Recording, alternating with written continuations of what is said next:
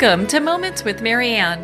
I'm so delighted we're spending this time here today. We have a very empowering show coming right up with special guest Ani Anderson, and she's here today to share with us her new book, Find Your Soul's Agenda, the one word that will make your whole life a success. Now, Ani is the creator of Find Your Soul's Agenda process and the co-creator of the Sensation-Based Mindset Coaching. In 2000, after graduating with a master's degree in occupational therapy, she quickly found that the constraints of the Western medical system did not offer her the creativity or freedom to be able to deliver complete and meaningful treatments to her patients. So she left to pursue private practice, helping people heal using energy medicine practices. So let's welcome to the show, Ani Anderson. Oh, thank you so much for having me. I'm so excited to be here with you. Oh, what a pleasure it is to have you here. And my goodness, you must be so excited about your new book. I mean, it's getting such great reviews. I am, and I'm thrilled for all the great reviews, and I'm even more thrilled for all the messages I'm getting from people who are saying, oh my gosh, this process has been so beneficial to me. The translation of the work into the book form and people having results from that has just been awesome. Well, we're going to dive more into that in a minute, but before we go there, I would love for you to share with our audience, what is the inspiration behind writing this book? Well, actually, the inspiration behind writing it, I guess personally for me, I've always wanted to write a book. I didn't think it would be this one. The inspiration for this particular book is quite simply that I've been using it for a number of years in my coaching practice, and the results have been really so unbelievably remarkable to me. It became something that at first I did because it was kind of novel with my clients, and then it got such profound results. I started doing it with everyone. And so, I just wanted to be able to reach as many people as possible so that as many people as possible could benefit from the work. And of course, there are only so many people who can reach me personally. So, that really was the inspiration behind the book, was how can we get this out, this really profound technique out to as many people as possible. Well, yeah, it's interesting, just what takes a writer along its path. And you're right. I mean, there's only so many work hours within a day. You can hit make such a bigger impact by having this book out where people can kind of dive in and have their own personal transformation. You start off in the book where it talks about striving to be normal is dangerous. Why did you start with that chapter? That was really the epiphany for me. I'm a high achiever kind of person. I don't like to say perfectionist because I see the benefits and the drawbacks to every situation. But I definitely have been a person who has strived for outward success in my life. I've had a lot of outward success. But really for myself, one of the most profound insights for me in my own life was this realization that I was striving for things that I didn't necessarily want to be striving for. I was working too hard, just like everybody seems to work so hard. I was striving to make a certain amount of money, like it seemed that everybody was striving to make a certain amount of money. And it wasn't doing good things for my psyche. It wasn't doing good things for my family. It wasn't doing great things for my body. And, I was really kind of at a low point. No, I wasn't I was very much at a low point in my life, and evaluating myself and realizing all of this striving not only wasn't necessarily getting me anywhere, it was not healthy. And so I just stopped and I looked around, and I was literally outside in one of the most beautiful places in the world. And I looked around me, and I thought, how did I forget to just be natural? How did I forget to just be my natural self? And when I started asking myself that question, it really hit me. I was trying to be normal. I was trying to fit in with my peers, with the people who I saw, I hate to say it, but it's true, on social media, who I thought were achieving things. And, I started to think about that and think about what it meant to fit in and be normal. And wow, that's not really what I wanted to go for in my life. I don't want to be like one of the statistics that, comes up that people are sicker than ever and they're on medications and they're unhappy and they're stressed out. So I really do think that striving to be normal can be dangerous. Rather, when we start to look at how we can be natural, that really opened up profound awareness for me. Yeah, I can see where that is. When I look back on my business career, and I think a lot of us are kind of taught this. It's like you go out in the workplace, you strive really hard, and it may or may not be something you really want. It's kind of like you're chasing, kind of like how a dog chases its tail sometimes, and you get to the end and you're like, oh, it's just my tail, So it's so, you get the accolades, you get, the high-paying job, but, at the end, are you really fulfilled as a person? Yeah, exactly. It really, there were so many things to evaluate in my life then, and what the major realization that I came to over the course of what was really probably about a year was I really liked myself. I really liked my family. I really loved where I live. There were so many lovely things about my life that were right in front of me, and I wasn't giving myself enough credit for those things. And now, as I go out in the world and, I do have a really successful business and a successful relationship that people ask me about all the time and stuff. The thing that I really say I'm most proud of is the person who I am. I'm proud at the end of the day about the interactions I've had with people and the way I am in the world. And I got to that place from really having to evaluate this concept of normal and natural and really sink into what was right in front of me all along. And that I'm really glad to have gotten to that place in my life. It's so unbelievably satisfying. It really, and your book walks people through this journey, so it can also become their journey, because there's so many people that are going through this, going, you know what, I don't feel like I'm in a place where I'm even connected with anything. And you have a chapter in your book where I love it, because you talk about everything is energy. We live in a world of duality, but beneath it all, we know we're all connected. And I love that, because it's so true. It's so true, and nowadays it's kind of like the hip thing to say, but I think that there's not really a practical understanding around what that means. I was actually thinking about it this morning as I was taking my daily walk around my very quiet dead-end road in the woods that I live on. We say this thing about all is one, but really what it comes down to is we are all energy, and that's the practicality of it, and how that manifests itself during the day as we're going through life and interacting with other people. It's really quite magical. There is so much that we can do, not only to be the person that we want to be, but to help other people. Day in and day out, what people say to me that they want more than anything else is to help other people. And there's so much that we can do, so much more than we know, to help other people by understanding that we're all energy. Yeah. Without a doubt. When we see it from that level, it's like everything we do, not only to ourselves, but to other people around us, affects everybody. And so when we look at that, it really has us kind of taking a little bit of a pause, going, you know what, maybe I should treat myself with greater kindness, or maybe I should treat other people with greater kindness, because it really does affect everybody. Yeah, it does. It does. It's really powerful. It's so simple and so profound. Yeah. Well, I think most people will be very interested in this law that you have in your book. It's the law of rhythm, especially when we talk about money. And I'd love for you to expand on that for our listeners. Sure. The law of rhythm is a natural law of the universe, or law of nature, that there's an up and down flow to everything. It happens if you look outside and you look at the seasons, the night and day, the tides. There's rhythms all around us. And so money is a great one to speak about, because, as a business owner and entrepreneur, we're thinking about bringing in cash flow all the time. And the reality is that everything is subject to the natural laws.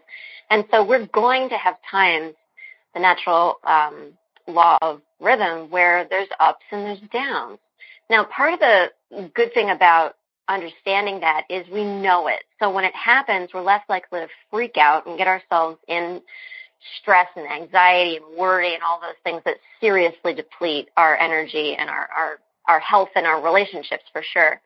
So just knowing that is really, really helpful. But also, what can we do about it? So thinking about our cash flow and our businesses and our money in terms of how can I work with the natural laws rather than be ignorant to them. And it reminds me of quite simply how it is at the grocery store nowadays. I mean, years ago, I remember as a kid, we used to have, I grew up in New Jersey, we used to have corn, maybe it was in June. My great-grandmother we'd go over to her house and she'd have bags of corn and we'd eat corn, and we hadn't had corn since last summer, and it was a really big deal. Nowadays, you go to the grocery store and they've figured out how to have corn at the grocery store all year round. You know, back then we only had it in the summer when it was growing locally.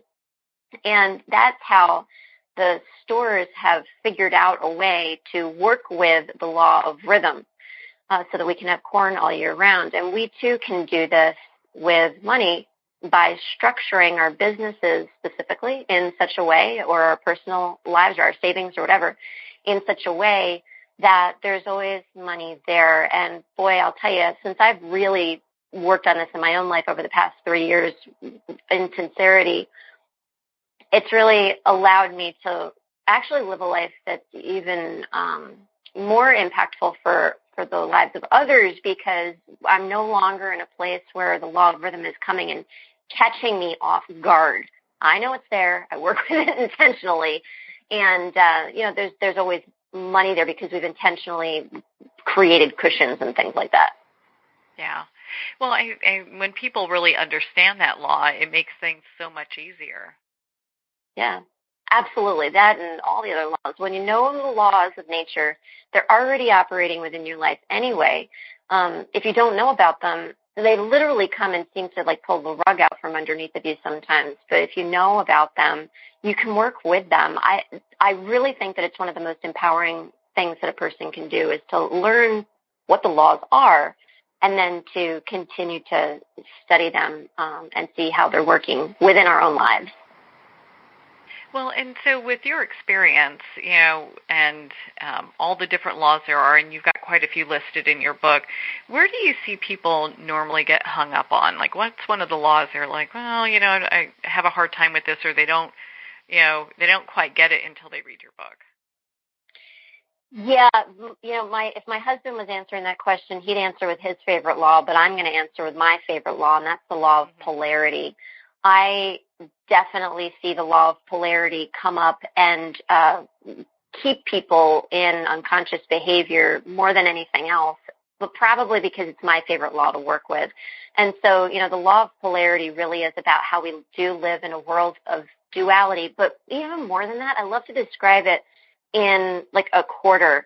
Like we are literally, there's always two sides to something, to a situation, and they are literally attached to one another. So, for example, with the quarter, if you see the head, if you have a quarter in your hand and you see the heads of the quarter, you know that the tails are there. You know because of experience before you've seen it before. You know it's there, but you can't actually see it when you're looking at the heads. If you flipped it over, you could see the tails of the quarter. And it's attached to the heads. It's on the exact same quarter. And it's like that with our circumstances in our life. So what I mean by that is, for example, there's always two sides. So just to use a money example again, if there is lack, there must be abundance. That's natural law. Everything is created as a whole, and everything is created as a whole with these two sides in duality. And one side is attached to the other. That's the fascinating thing that I love about the law of polarity. So if we have lack in our life, there must be abundance, and it must be attached to where the lack is in some way. And so this is my favorite thing to do every day with people, is to really work this law of polarity and help people to see that what they think isn't in their life is in their life, and to help them become aware of it so that they can grow it and get more of it. Oh, I think that's so important for people to understand and get a grasp of, because otherwise it could get a little, they can get a little confused with some of the different laws that are there and how they affect their lives. Yeah, because the human mind, even though the whole is there, the human mind doesn't always see the whole. Actually, quite frequently it doesn't. The human mind perceives parts. And so with the natural laws, they're simple. I mean, I rattle off a whole bundle of them in one chapter.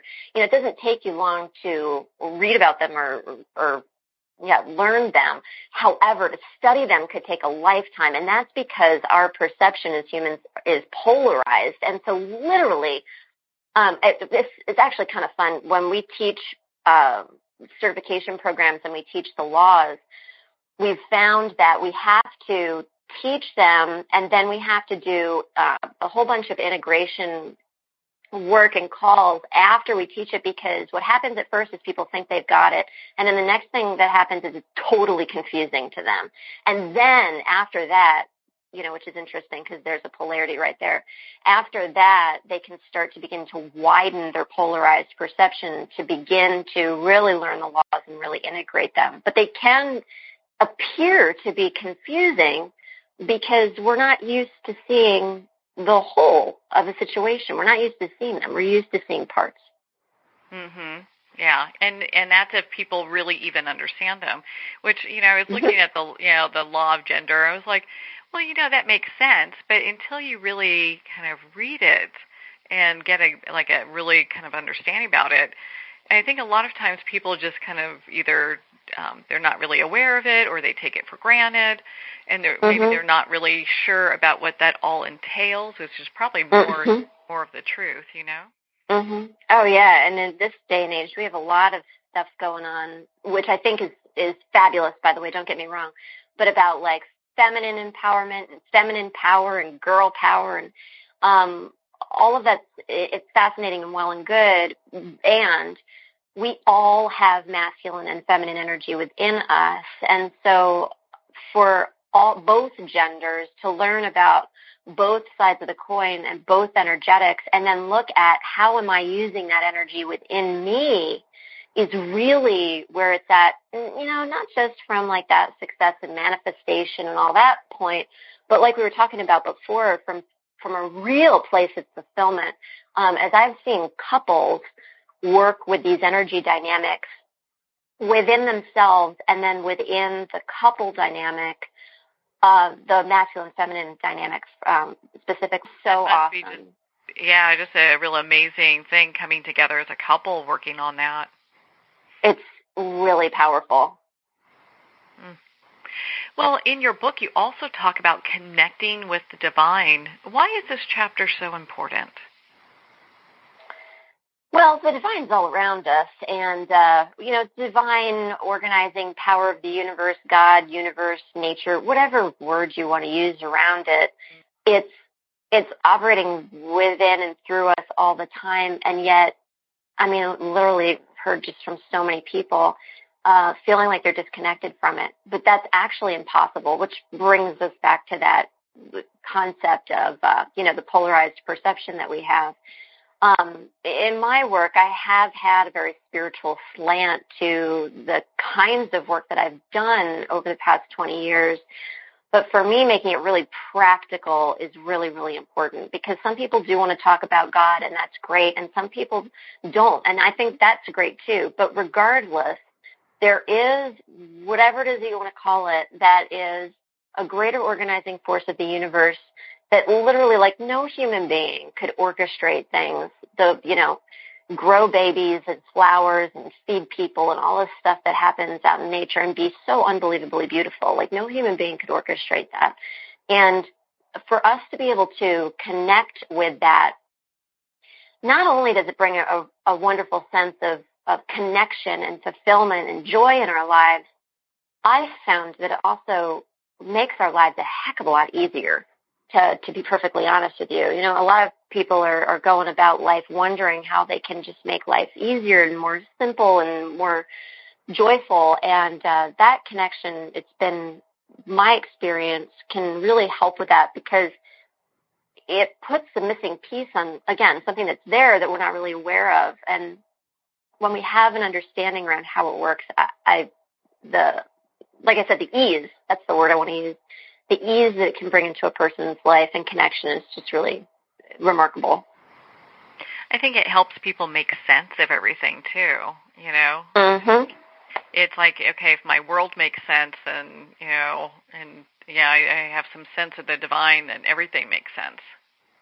Yeah, exactly. I'd like to talk about how if we didn't know about gravity, how scared we would be to do anything. We'd be scared of stairs. We'd be scared to go outside. You know, we'd be scared of windows, like if we didn't understand gravity.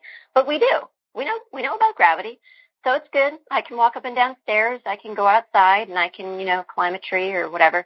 And can you imagine if we didn't know about that, how scary life would be? I mean, that's like the peace of mind that can be brought to a person when they really understand how things work. Yeah, how the universe works, it would be a little scary thing. So having this information really kind of helps people move forward in a very powerful way for themselves.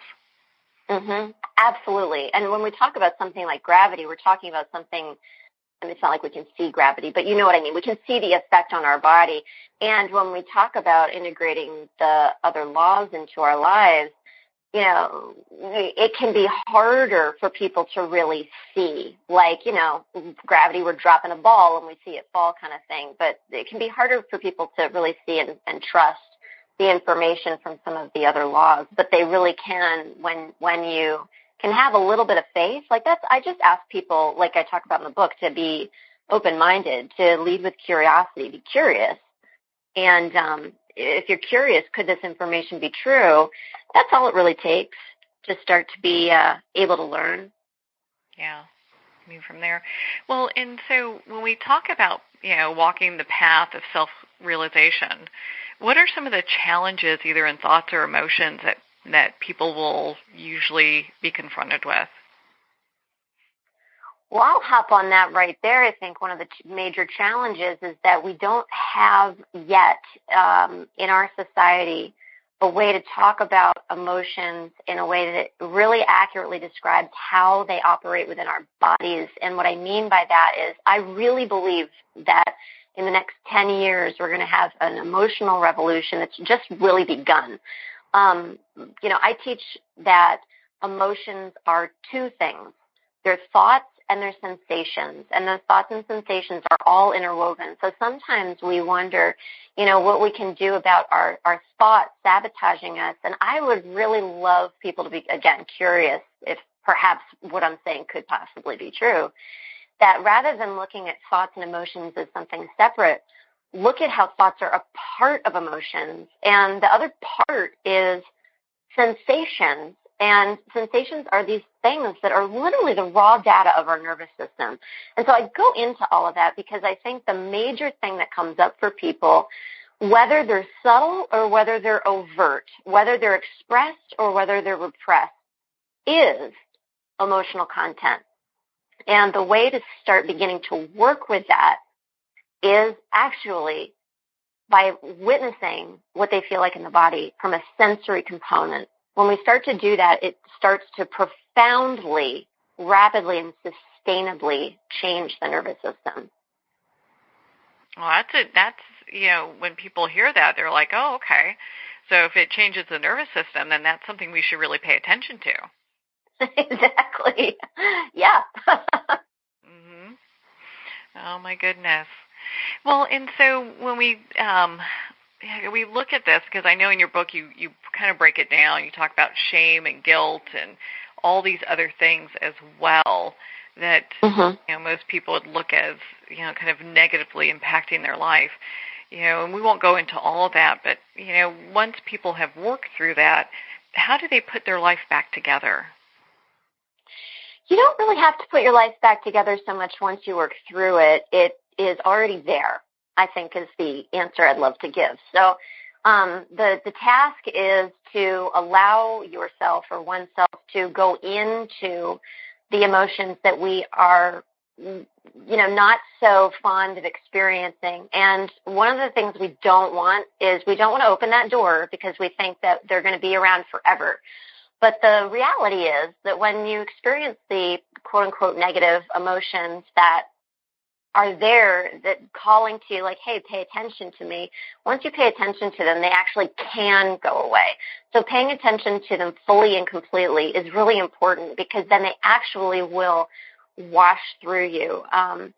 And once they do, what's left is you, the unity of you, the authenticity of you, the joy and the love that actually, the love that is covered up by the gunkiness of the negativity. So, people always get a kick out of me, especially new clients, because they try to dance around stuff and, the shame, the blame, whatever. And I want to jump right in, because I know as soon as we get to it, the quicker we're going to get through it and help them to have the life that they are really looking for, because it's already there. Mhm. Well, and isn't that the truth? Because we've got to do the work to get to the other side of whatever that stuff is, right? And so we do the work, but a lot of times people are like, "Ooh, it's going to be hurtful," or like how you said, it's like, "Gosh, if I open that door, I'll never be able to shut it." Yeah, that's what it feels like. Yeah. But like people have been there before, and it's okay. You can walk through that. Yeah, there's lots of people who have walked through it, and I truly believe that there are so many people who have paved the way by doing the deep work in their own lives, that they've paved the way for more people to go to those deep, dark places without having to have it feel so deep and dark, and without having to stay there a long time, and without having it be excruciating. I have a client who works with us who was barricading herself from quote unquote going there. She didn't want to go there because she thought it was going to be so bad and horrible, and she was going to crack and all this stuff. And she recently has had such a tremendous breakthrough, and it really was one small moment where she remembered a memory, and it was like opened up tremendous doors for her, and she laughed and she said, "I thought it was going to be so hard." I really think so many people have walked this path and paved the way that it doesn't have to be so scary and arduous as many people think that it would have to be. Yeah. And that's really kind of, I think, where a lot of people kind of go. It's like, ooh, this is going to be nasty, because there are things in there. That's why it's a closet. There are things in there I don't want to see. Yeah. Yeah, it's an interesting journey with all of that.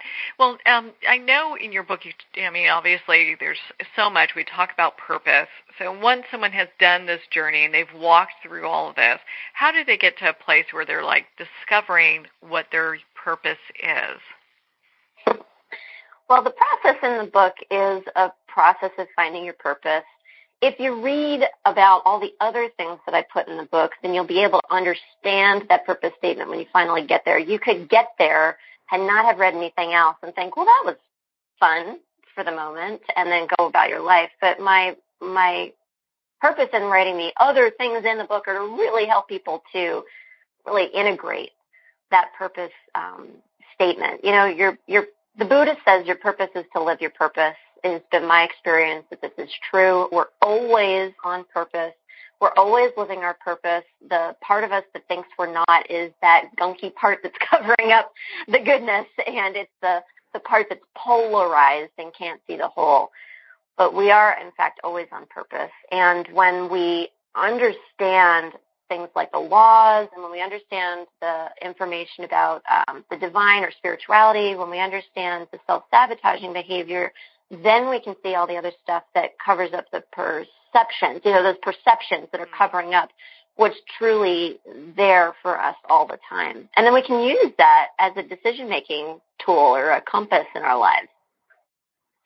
And how important is that? Because once it really is I found when I read the book, it kind of walks you through this place where you're able to release things you need to release, discover things you're supposed to discover. So when you come to the section about the purpose, you kind of have this fresh slate. That's great. I'm glad to hear that. That was absolutely my intention, because the purpose work is toward the back so that people can get a framework for the information before they get there. And then when we do some personal work with folks, whether they're taking our book club audio course or with us in person, we actually work the other way around so that we can then take the information that they read about, take the process and then integrate that. And so I highly encourage anybody who's doing the work to do that too. It sounds silly, but to use it. So go forward to backwards and then go backward to forward. And do it that way. Well, and so I'd love for you, we're not going to get into it too much. I know the book really explains it very well. But when you talk about finding your soul's agenda, what do you mean by that? Well, I think that there are these times in life where we feel like life is having its way with us. Whether it's body symptoms that come up, it's relationship issues. It's like these moments in life where it's like, what is up? What's going on? And that's one of the reasons why I decided to call this process the soul's agenda. The popular belief is that purpose is about when I'm happy, when I'm fulfilled, when I'm being successful, I'm on purpose. And when I'm not those things, I'm not. And like I said before, that isn't my philosophy. My philosophy is that we're always on purpose. And so, I called it the soul's agenda because I do believe there is this part of us that's greater than our humanity, this part of us that's connected to all things. Whatever you want to call it, I call it the soul. And that it is within each of us really looking to expand and grow, just like everything else in nature, just like the whole universe. The universe is expanding. So are we. And so if that's true, and if we're here to have a human experience, with this spiritual aspect of us, it's kind of like the spiritual aspect of us has an agenda all of its own. So what if we could take our personal agenda and align it with the spiritual agenda? What would that look like? And it's been my experience that what that looks like is, a lot of really cool stuff, like the day-to-day fulfillment, and the outward success stuff as well, like the expansion and growth that can happen. It's like a tree. A tree grows up and its branches grow out and its leaves reach towards the sun, but also what's happening is it's growing in depth and the roots are growing and they're networking with other roots. And that's what's happening for us too when we're really aligning our personal agenda with our soul's agenda. Who do you feel that this book is for?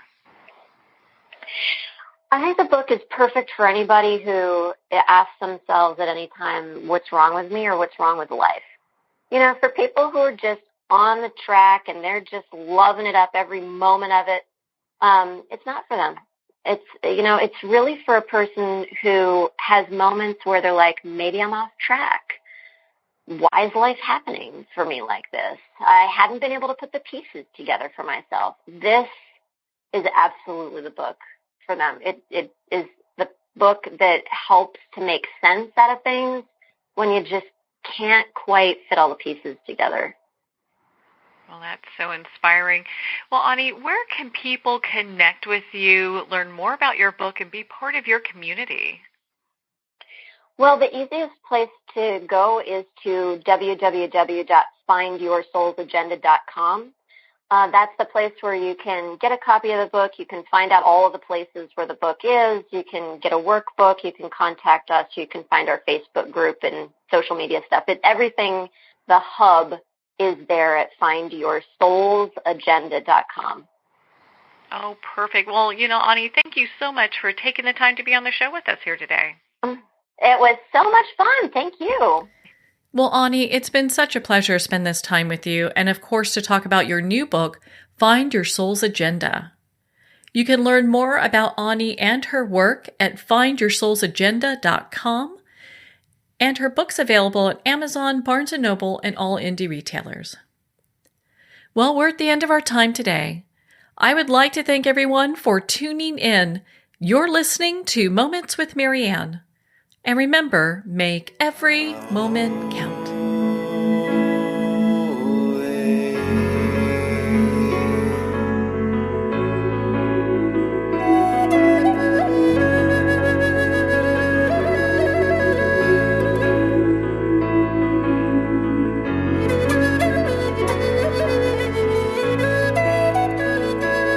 In a single moment, your life can change. Moments with Marianne is a transformative hour that covers an endless array of topics with the best of the best. Her guests are leaders in their fields, ranging from inspirational authors, top industry leaders, and business and spiritual entrepreneurs. Each guest is gifted and a true visionary, a recognized leader in her own work, and while teaching others to develop, refocus, and grow, Marianne will bring the best guest and sometimes a special surprise. Don't miss this. You never know just which moment will change your life forever. Moments with Marianne airs every Sunday, Monday, Thursday, and Friday at 8 p.m. Eastern and 5 p.m. Pacific Time. Make sure to tune in and visit momentswithmarianne.com for more information.